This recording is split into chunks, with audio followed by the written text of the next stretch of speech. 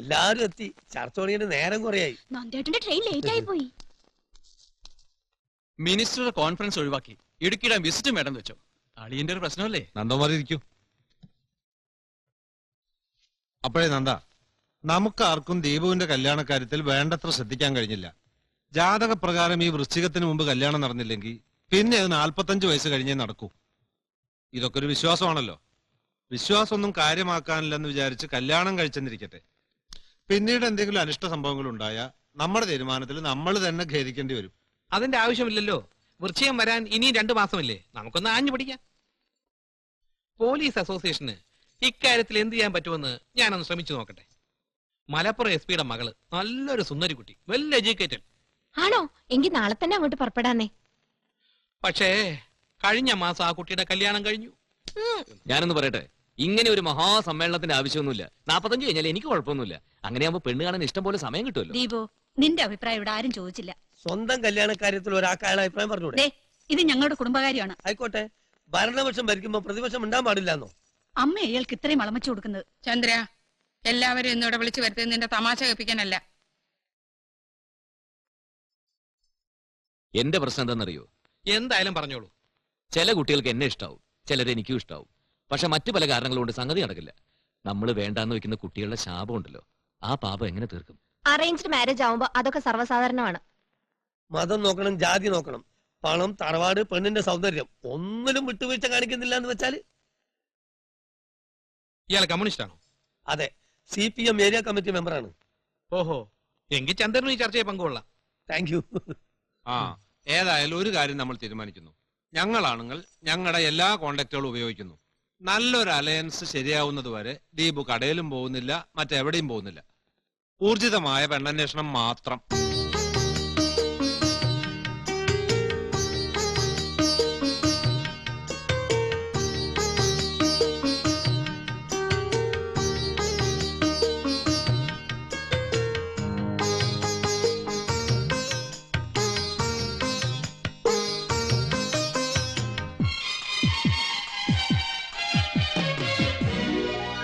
എല്ലാം കൊള്ളാം, പക്ഷെ കുട്ടിയുടെ ചിരിയാണോ ഒരു ഭംഗിയില്ല.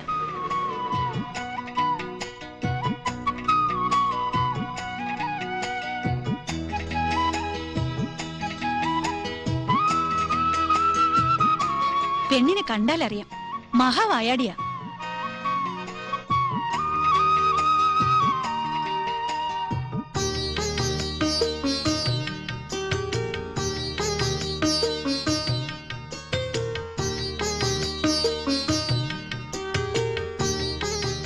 ദൈവന് പറ്റിയ ഉയരമില്ല.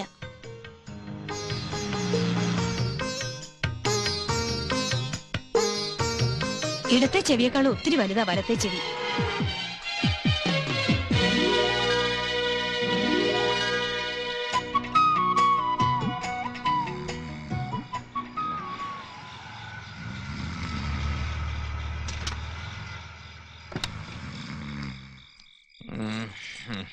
ഏത് വീടാ? പെണ്ണ് റെഡിയായോ? ഓ, നമ്മുടെ വീടെത്തിയോ? അമ്മേ,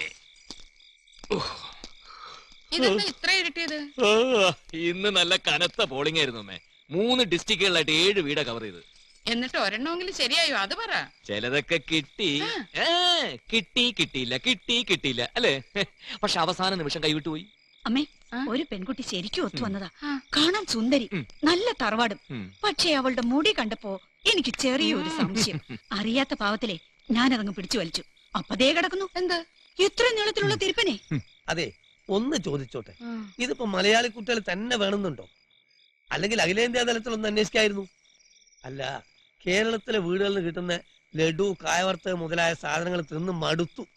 അഖിലേന്ത്യ ആവുമ്പോ എന്തെങ്കിലും പുതിയ പലഹാരങ്ങൾ തിന്നാൻ കിട്ടുമല്ലോ. എല്ലാ വീട്ടിലും ചാടിക്കയറി അവര് തരുന്ന ലഡുവും കായ വറുത്തൊക്കെ തിന്നാനേ ഇയാളോട് ആരാ പറഞ്ഞേ?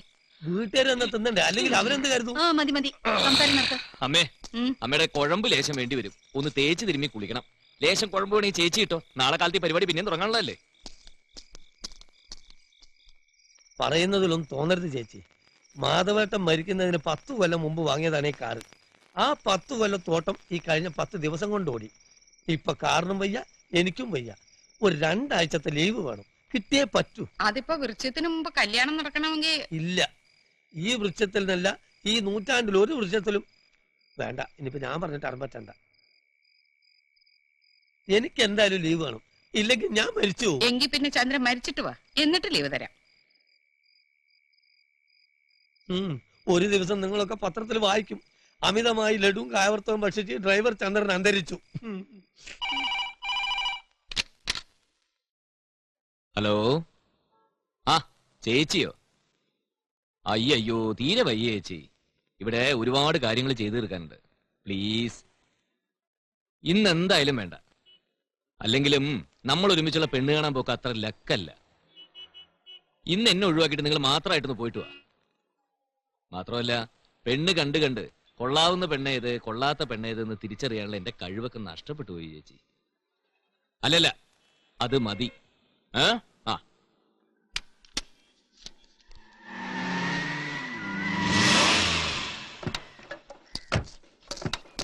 ദീപേട്ടാ, ഓടി വാ, സംഗതി ഒത്തു. എന്താ? ഒന്നിങ്ങോട്ട് ഇറങ്ങി വാ എന്റെ ദീപു.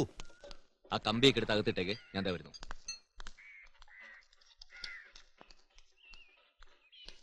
ദീപു ഉഗ്രം തറവാട്, ഉഗ്രം പെണ്ണ്. ദീപുവിന്റെ എല്ലാ പെങ്ങന്മാർക്കും പിടിച്ചു, എനിക്കും പിടിച്ചു. ആരെ? എടോ, ഇന്ന് ഞങ്ങൾ കാണാൻ പോയ പെങ്കൊച്ചില്ലേ, അവളുടെ കാര്യ പറഞ്ഞേ. നല്ല നെയ്വേലി ഹലുവ പോലത്തെ പെണ്ണ്. നെയ്വേലി അലുവ ഞാൻ ഇതുവരെ കണ്ടിട്ടില്ല. എന്നാൽ ഈ പെണ്ണിനെ കണ്ടാ പിന്നെ നെയ്വേലി ഹലുവ കാണേണ്ട കാര്യമില്ല. നിങ്ങൾ എന്തിനാ ഇങ്ങോട്ട് വന്നത്? കടയിലാരും വേണ്ടേ? ചന്ദ്രേട്ടൻ വന്ന് സംഗതി പറഞ്ഞപ്പോ ഈ കടയിലെ കാര്യത്തൊക്കെ പ്രധാനപ്പെട്ട കാര്യമാണല്ലോ ഈ കാര്യം. പുതിയ പാന്റും ഷർട്ടും കാരണത്തുണ്ട്, ഇവിടെ നിന്ന് മാറ്റുന്നു, കടയിൽ പോയി മാറ്റുന്നു. ഞാനിപ്പോ എങ്ങോട്ടേക്കില്ല. അതല്ല ദീപു, കുട്ടിയുടെ വീട് പുന്നക്കാട്ട. പക്ഷെ അച്ഛന്റെ അമ്മയുടെയും കൂടെ ഇപ്പൊ ആ കുട്ടി ടൗണിൽ ഷോപ്പിങ്ങിന് വന്നിട്ടുണ്ട്. ഇവിടെ രമേശ നോക്കി നിൽക്കുന്ന ആ പാന്റും ഷർട്ട് എടുത്ത് കൊടുക്കടാ.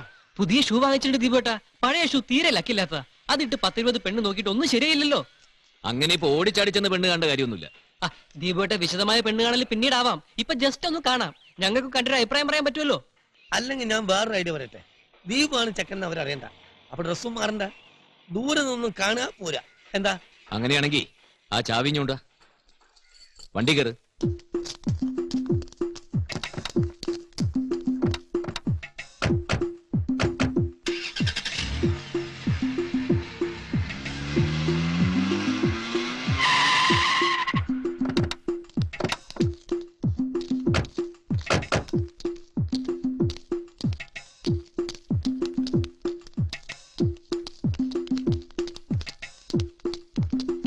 അതല്ല, വാ, അത് തന്നെ.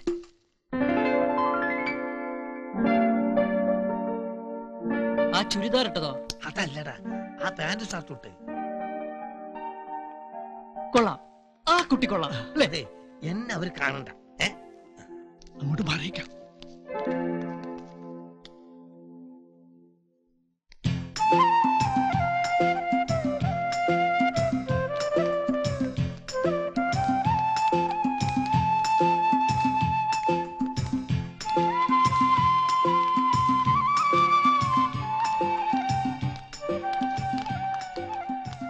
എങ്ങനെയുണ്ട് മോനെ ദീപു? ഇഷ്ടപ്പെട്ടു, ഇഷ്ടപ്പെട്ടു. എന്നോടല്ലാണ് ചോദിച്ചേ, എങ്ങനെയുണ്ട്?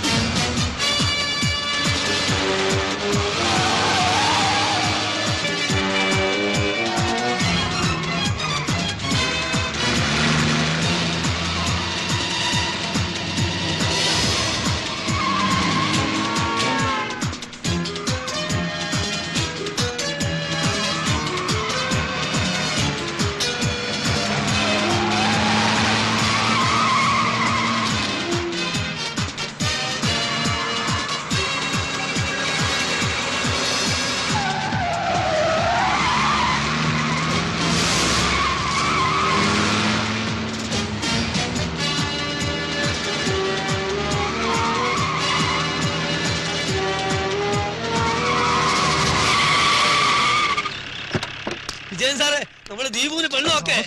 എന്താണ് അയാൾ അടിക്കുന്ന വിഷയം വരാം, മാറിയിരിക്കും. ഇവൻ കാരണം സ്പിരിറ്റിലോർ കടന്നു കളഞ്ഞില്ല സാർ. സാരമില്ല. താനെന്താ പറഞ്ഞ? ദീപുവിന് പെണ്ണൊക്കെ സാർ. ആ സന്തോഷ വാർത്ത സാറിന് അറിയിക്കാൻ. Yes, it's a wonderful news. Spirit ലോറികൾ ഇനിയും വരും, അപ്പൊ നമുക്ക് പിടിക്കാം. എന്റെ അളിയൻ ദീപുവിന് പെണ്ണ് കിട്ടിയെന്ന വാർത്തയേക്കാൾ വലുതല്ല ആ പോയ സ്പിരിറ്റ് ലോറി.